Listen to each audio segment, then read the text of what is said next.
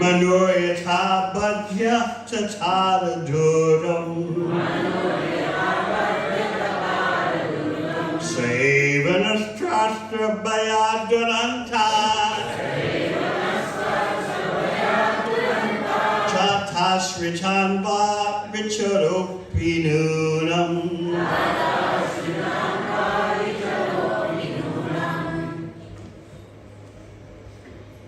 Yashrorushinge Jagatim Swanavam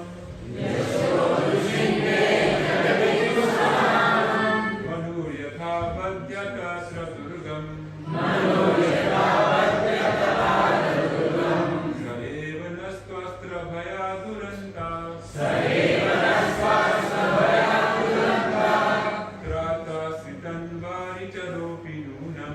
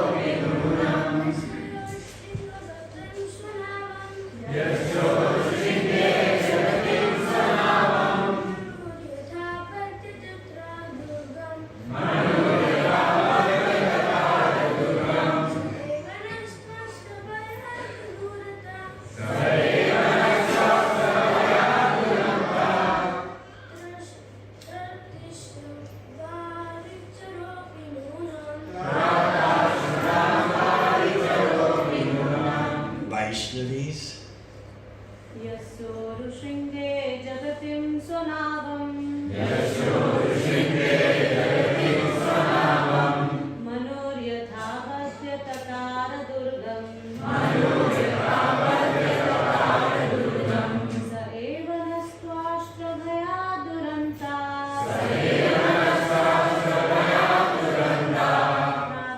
Shritan Varicharopinunam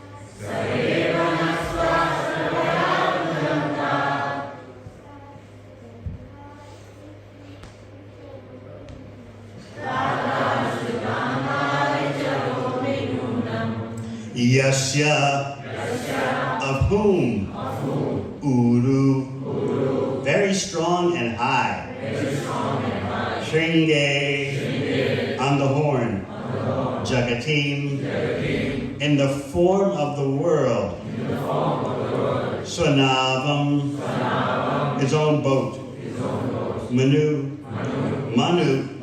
King Satyavrata, Yata, just as, Abhadya, binding, Tatara, crossed, Durgam, the very difficult to cross, inundation, Sa, he, the Supreme Personality of Godhead, Eva, certainly, Na, us, Trust, Twastra Bayat, from the fear of the son of Twasta,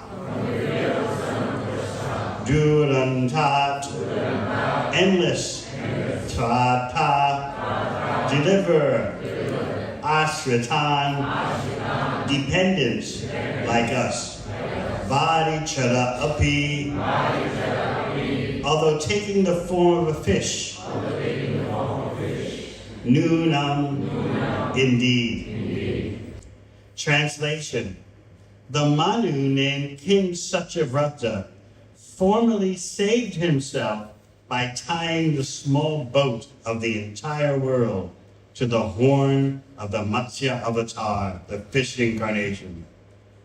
By the grace of the Matsya avatar, Manu saved himself from the great danger of the flood. May that same fish incarnation save us from the great and fearful danger caused by the son of Twasta. Text 24. In the beginning of creation, a tremendous wind caused fierce waves of inundating water. The great waves made such a horrible sound that Lord Brahma almost fell from his seat on the lotus into the water of devastation. But he was saved with the help of the Lord. Thus, we also expect the Lord to protect us from this dangerous condition. Text 25.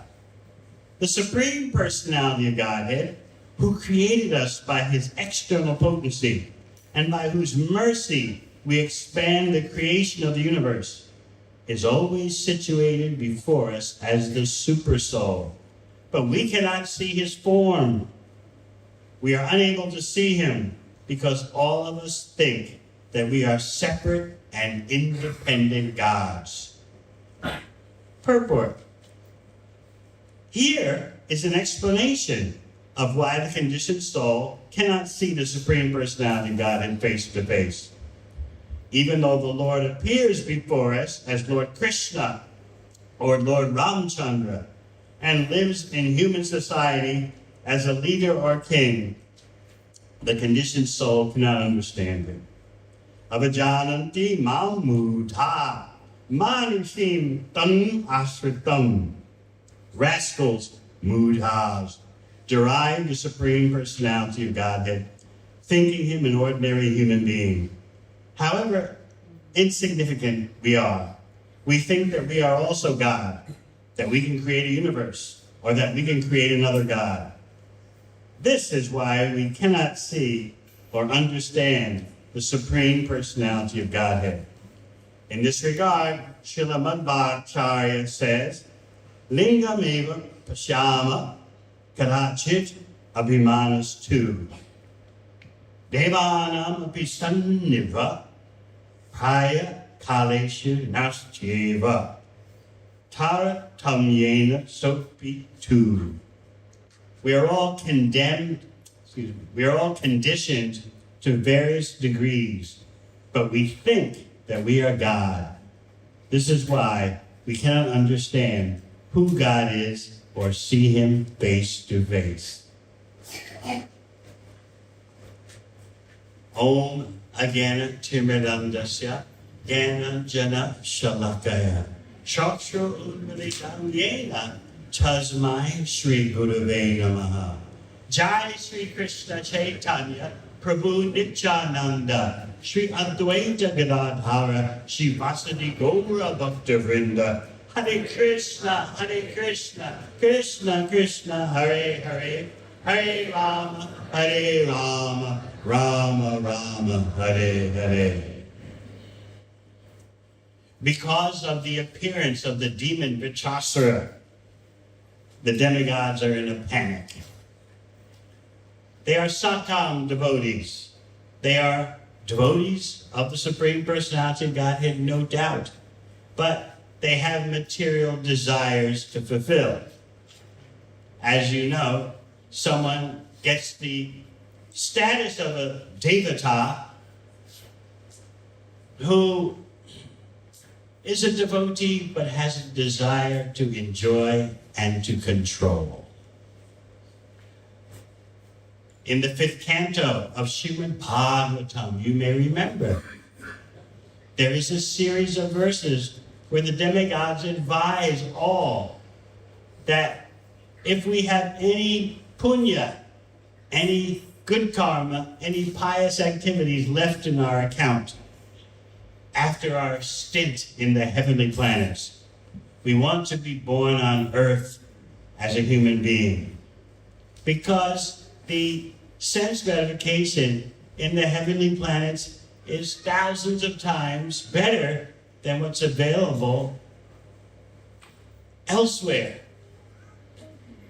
especially compared to earth.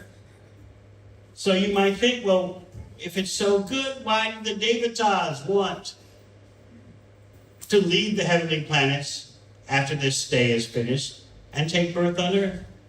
They explain that they understand the purpose of the material universe, from the highest planet to the lowest planet, is all for reviving your connection to Krishna. And the heavenly planets are a difficult place to do that, because they say there's so many distractions. They want to go back to Godhead as expediently as possible, and they think can't be done in the heavenly planets.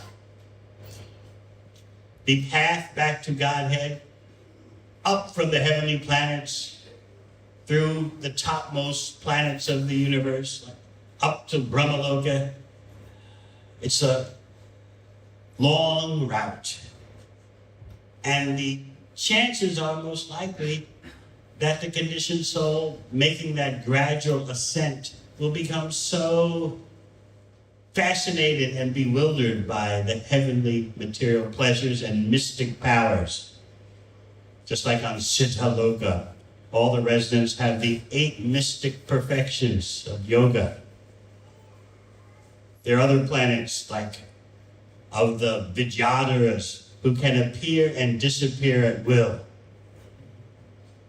Even the lower heavenly planets, those of the Gandharvas and Apsaras, they present such delights in music and dance and art that it's very difficult to close your eyes to all that. So the devatas in the 5th canto of Srimad Bhagavatam say, better be on earth, because after a very short life, you can go back to Godhead. The middle planetary system, where we're at now, is characterized by mixed happiness and distress. Not too much distress so that you're totally obliterated and devastated 24/7.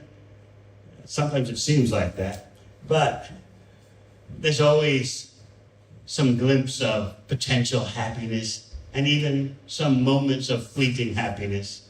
It's mixed. Whereas in the heavenly planets, you just drown in an inundation of material happiness, although there's also distress there. Krishna tells you that in Bhagavad Gita. Brahma Bhuvana Loka Punarjuna Arjuna.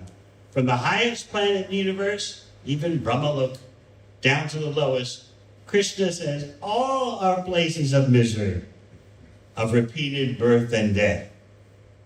So is Krishna exaggerating? We probably will think it's not so bad. There are good days and there are bad days. But when compared to the spiritual world, any place in the material realm is unworthy of our habitation. But we're determined to make it worthy, right? It's all up to your talents, your skills, your education, your finances.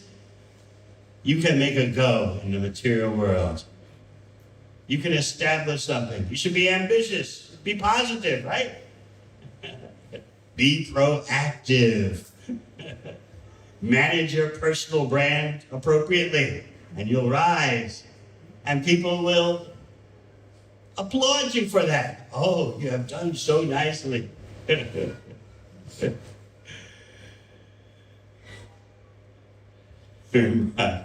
a funny thought came to my mind, a memory. My father never spoke much.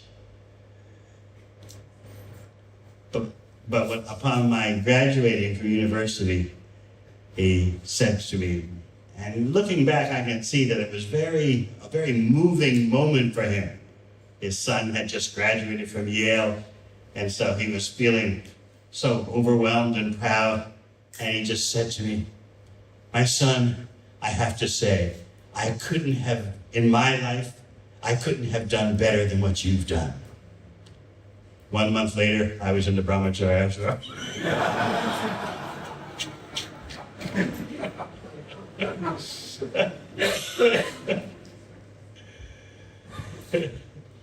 So we want to claim for having made a good fortress in the material world, a good station, we want to set up ourselves in the material world so that we can have as much happiness as possible. All of us think we are separate and independent gods.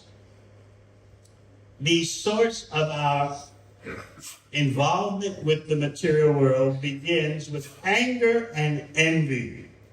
Tamishra. We're angry. Why can't I be a free, independent enjoyer like Krishna? Anger and envy are very closely related. Why him and not me? This is buried deep in our psyche as conditioned souls. It's buried so deep we can't remember. We think, I'm not envious. I'm not angry. But all our material endeavors are actually based on anger and envy of the Supreme Personality of Godhead. How is that? Because we think we're very innocent, yes?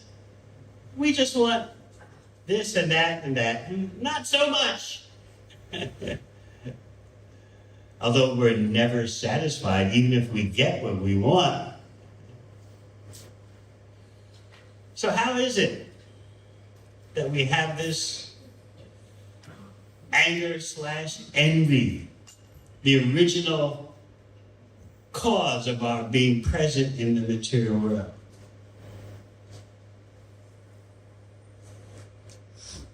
Just think. I often explain this point. We want to enjoy. That's imitating Krishna. But not only do we want to enjoy, but like it or not, as soon as you want to enjoy, you have to control. So there you have it. Ishvara Parama Krishna, Satchidananda Vigraha. Krishna is a supreme controller. But we want to control, at least to some degree, in order to be happy. In other words, the lesson of the material world is that as soon as you try to enjoy, to be happy, you must control to some degree. So what do we tell ourselves? It's not much that I try to control. We like to consider ourselves to be innocent criminals. Criminals by circumstance. We're not. It's like saying, I'm not a murderer. I just do a bit of shoplifting every once in a while. We classify our deeds as very minor. And we expect the super soul in the heart to understand. I didn't murder anybody. I just, every once in a while I'd shoplift. I see something I like. Nothing serious. I'm not damaging society like some kind of violent person. This is our conception. But if we look through the viewpoint of the Shastra, we find that we are guilty of imitating Krishna, and we have the root syndrome of anger and envy. Why is Krishna the only supreme enjoyer and controller? I want to enjoy and control. So I often explain that as soon as you want to enjoy the material world, the material body, then you must control, even to the most subtle degree. Maybe it's just moving your eyelashes. Maybe it's just flexing your muscles. It can be as subtle as that. But you're doing what you feel is necessary to influence the situation so that the outcome is favorable for your happiness, for your pleasure. It could be just the way you dress. It's all designed for getting what we want. But it's very subtle. And this is why we present ourselves as not so bad at all. And we can always look at others who are worse, right? And that makes us feel better. But why not be brave? Why not be courageous and look at the original cause of our material existence? I remember in France, devotees were really pressing Srila Prabhupada about how is it possible if we were originally with Krishna to turn our back on Krishna. If you've got a good thing going, you don't drop it. So they were asking, how is it that we became dissatisfied with Krishna enough to turn our back on him, to turn away? And as soon as you turn away from Krishna, you're in the material realm. A shadowy, dreamy place in which you can hallucinate that you're separate from Krishna and that we are the independent enjoyers and controllers. So they were asking Prabhupada, how could this happen? When you're with Krishna, you're with Krishna. It's like the unlimitedly attractive Krishna. How can you become tired of being with Krishna if you're actually with Krishna? So Prabhupada gave a very interesting example. He said, suppose every day you're getting very nice dal and chapatis.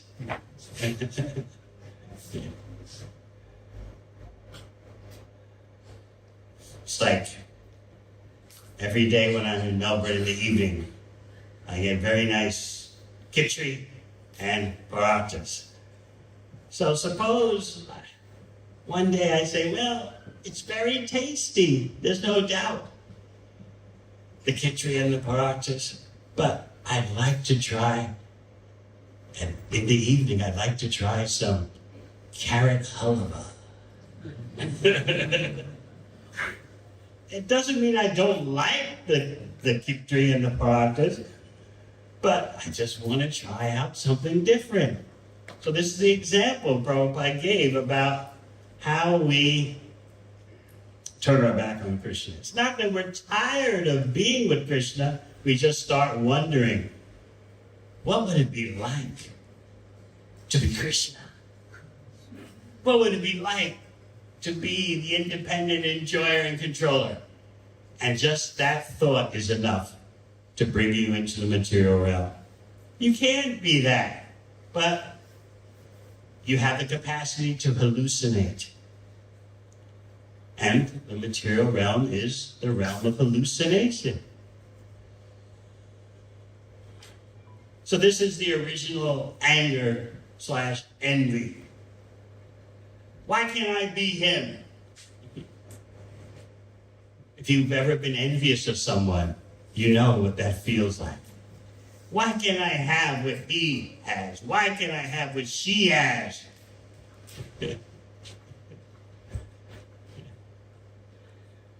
It's our materialistic propensity to always try to minimize someone else's position in comparison to us.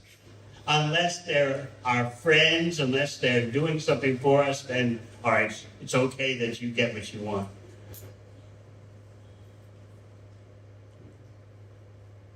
So the Devatas are pointing out, we can't see the super soul, although the super soul is always with us. We can't see him because we all think we are separate and independent gods. That means we all think we are the separate controllers and enjoyers. So the demigods understand the science of perception. We can't see straight because of our attitude. Mundane scholars think that anyone can open the Shastra and just understand what's going on, regardless of your behavior, regardless of your consciousness. They don't understand that the Shastric knowledge is state-specific. That means according to your state of consciousness, that determines what you can understand. How can that be? It would seem that, well, never mind about my behavior. I just pick up the book and I can understand the same thing as a bhakti yogi can understand. What is the difficulty? You're assuming, however, that you are the controller of your perception. And what does Krishna say in Bhagavad Gita? Sarvasya shaha hridistani vishto matasmitya jnanamapohanam cha. I'm in your heart, and I'm controlling what you can understand, what you forget, what you remember. That's all up to me as the controller of your perception. So this is what it means that our Shastric knowledge is state-specific. If your consciousness is in tamoguna, mode of ignorance, or rajoguna, mode of passion, you can't understand the same thing as someone whose consciousness is in sattvaguna or shuddha sattvaguna, pure goodness. So this is how the affliction of thinking we are the independent controllers and enjoyers, this is how that affliction affects our knowledge. You may recall how in the 17th chapter of Bhagavad Gita, Krishna describes that the three modes of nature affect your beliefs, your concepts.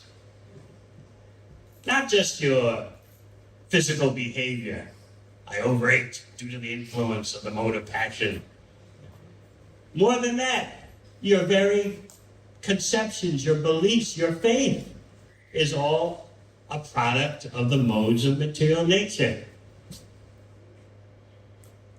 So the Devatas here understand the problem, but yet they're appealing for something. They want something. That's why they're in their status as Devatas. They know the Supreme Personality of Godhead exists, but they want benefits from him. Now you might say, well, how can you blame the Devatas for turning to the Supreme Personality of Godhead? They're under attack by Vritrasura, a most empowered demon. Of course, Vritrasura is actually a devotee, but he's acting like a demon. And he's so fierce that even the Devatas are afraid. They don't know what to do. So they turn to the Supreme Personality of Godhead, offering prayers, offering glorification. They're very eloquent in expressing their desires. They first start out by saying that everyone's afraid of the time factor, but the time factor itself is afraid of the Supreme Personality of Godhead. Why should someone turn to anyone else for the solution? Doing so is like trying to cross the ocean by holding onto the tail of the dog. If you ever tried that, you might know what would happen. The dog would drown and you'll drown too.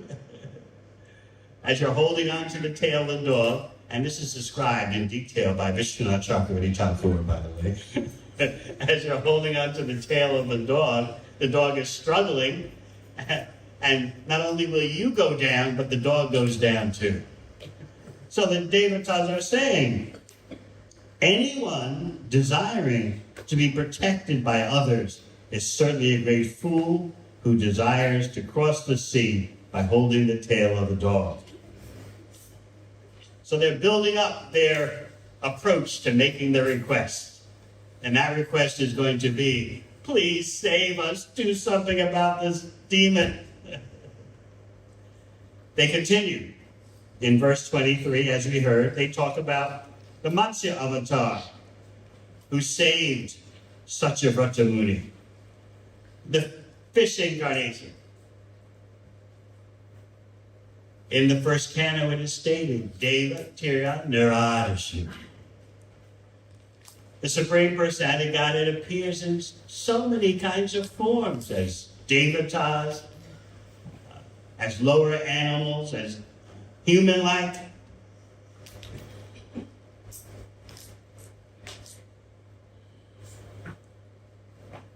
We can't know of all the various avatars because they appear in every species of life.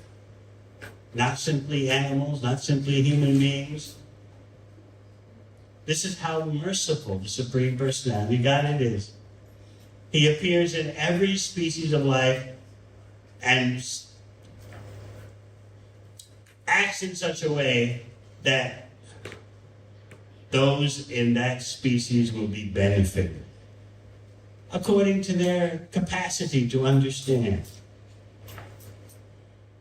Even in human life, the Supreme Personality Godhead appears himself or sends his representatives, and they speak and teach according to the capacity of the recipients.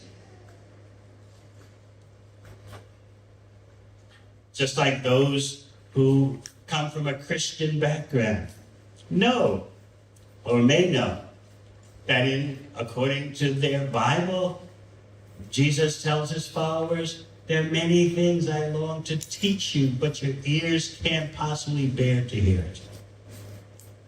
And he talks about his Father, in my Father's house. But he gives very scant information about the Father. He's expertly teaching according to the capacity of the audience. In Bhagavad Gita, Krishna has a much more advanced audience. Arjuna is far beyond the level of human beings today. So Krishna in Bhagavad Gita can say much more. So the Devatas are giving you insight as they do a round robin of various ways in the universe that the Supreme Personality Godhead shows mercy by rescuing his devotees. He did it for Satyavrata Muni. In every day of Brahma, Rupa Goswami explains in Laghu Bhagavatamrita, which is the handbook of the avatars. It explains in detail the science of the avatars. Rupa Goswami says that there are 2 appearances of Matsya avatar in every day of Brahma. So this is the second appearance of Matsya avatar, saving King Satyavrata. And then they even bring in Lord Brahma to bolster their case, to strengthen their case that they're presenting to the Supreme Lord, why you should save us. Remember what happened to Brahma? He's Adi Kavi, the original intellectual of the universe. He was so frightened at the beginning of creation as he sat upon the lotus flower coming from the navel of Garbhodakashaya Vishnu. the waves of the ocean of devastation were so fierce that Brahma was frightened as he almost fell from his perch on the lotus flower. But he was saved with the help of the Supreme Personality of Godhead. So they say, we presented all these cases, and now what? Thus, we also expect the Lord to protect us from this dangerous condition. So again, you might say, well, what's wrong with that? Why should we criticize them? They're turning to the Supreme Lord. And as you know in Bhagavad Gita, Krishna says, Chaturvita bhajante mam jana sukatina arjuna. 4 types of persons approach me.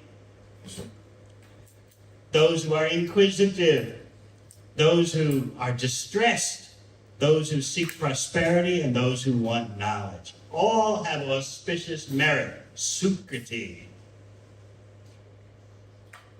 But they're not pure.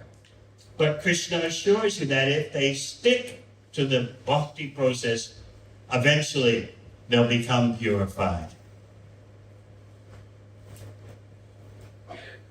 So in this way, it's not that you can criticize the devatas, it's just that they're not unconditional or pure devotees.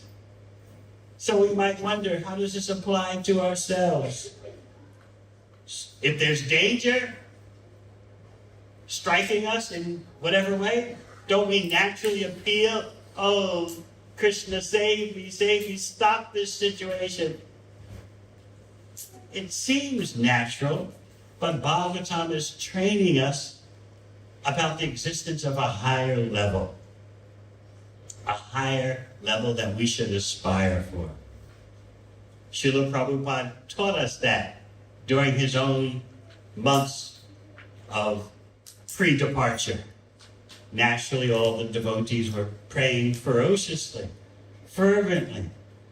Oh, Krishna, please allow Srila Prabhupada to stay with us.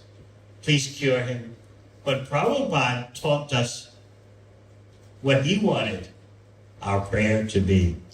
He was teaching us pure bhakti. He taught us the prayer, my dear Lord Krishna, if you so desire, please cure Srila Prabhupada.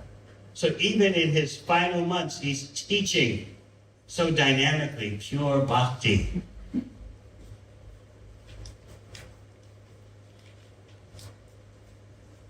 The devatas, no, they're not on that level.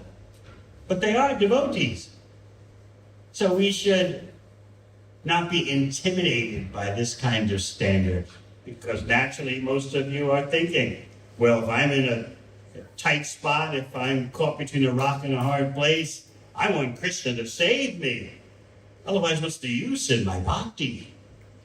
I want a payoff, an insurance policy. Krishna, I served you today, and when there's a problem tomorrow, you come and save me.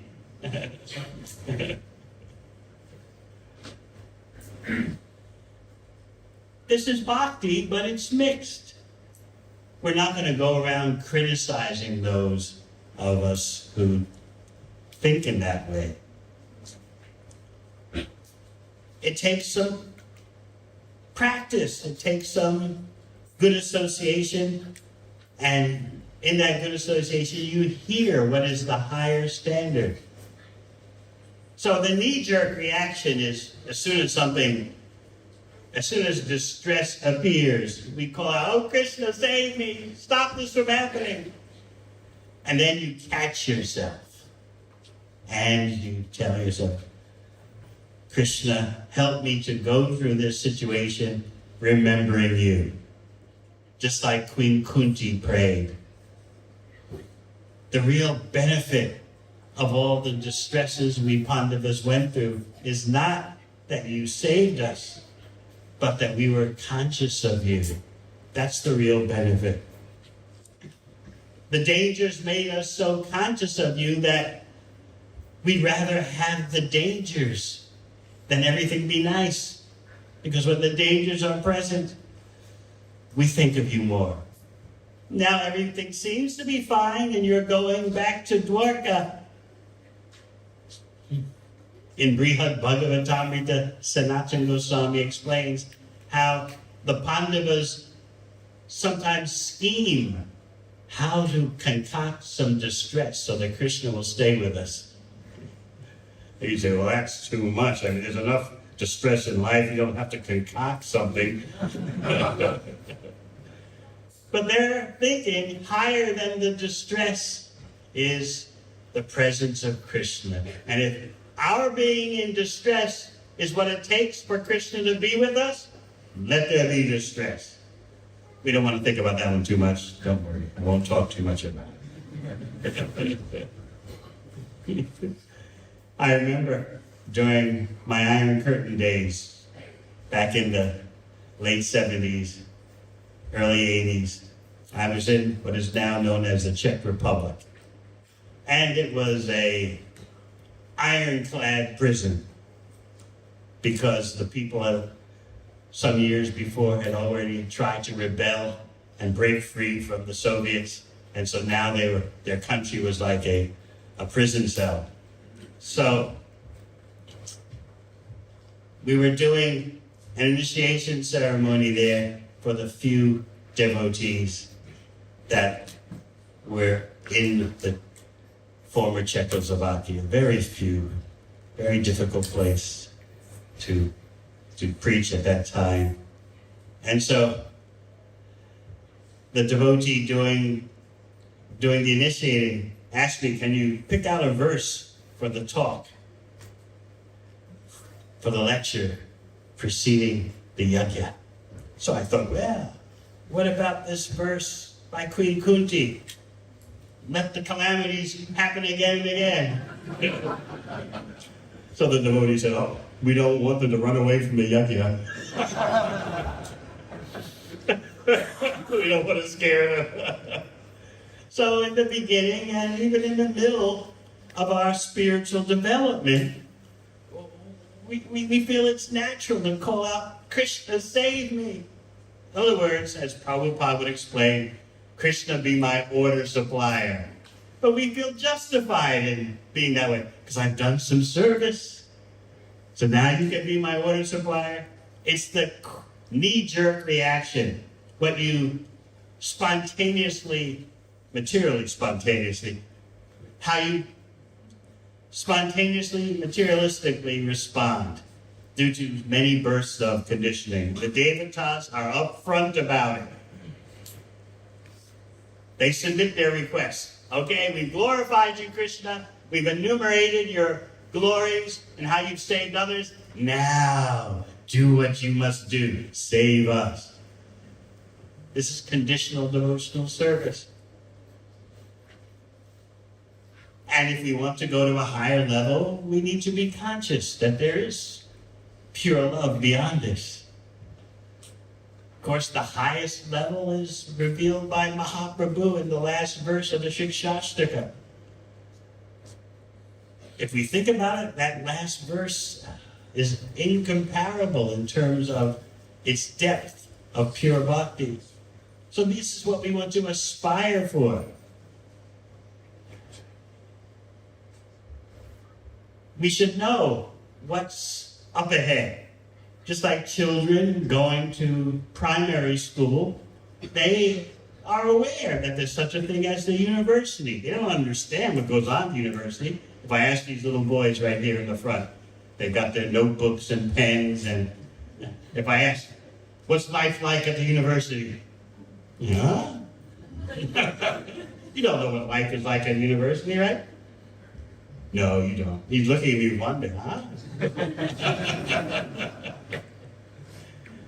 But the parents tell them, study now, and then you'll go to the university. Even though the children don't have any idea of the dynamics of university life. But the parents want the children to what? To have that aspiration. Similarly, the spiritual master wants that the devotees at least know about the highest levels and develop the aspiration. It's not that we're going to criticize someone that, oh, your wife is very ill and you're praying to Krishna to cure her. That's Maya, Prabhu. This is fanaticism. We're not going to do that.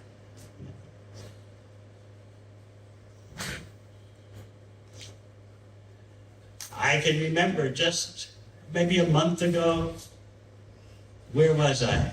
I was getting some scans done in New Zealand, MRI, and this ultrasound and that.